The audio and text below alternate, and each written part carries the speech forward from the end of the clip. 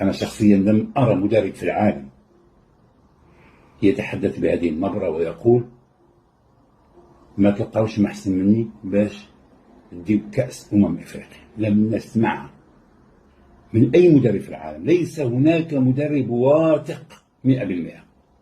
وإذا كان المدرب يتحدث بهذه النبرة فيجب أن نطرح عدة علامات استفهام. لماذا هو واثق ونحن نعرف أن كرة القدم فيها الكثير من المفاجآت؟ أتلقى وعدا بأن كأس أفريقيا ستبقى مع المنتخب المغربي؟ وفي هذه الحالة سيكون هناك جدل كبير.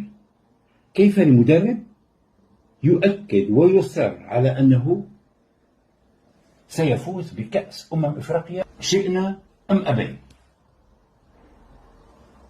تاريخيا لم يسبقني أن شاهدت مدرب كبار مدربين في العالم مع أجيال خيالية من اللاعبين لم يجرؤوا ولو مرة واحدة على أن يقولوا الكأس مضمونة أو الفوز مضمون إلا وليد.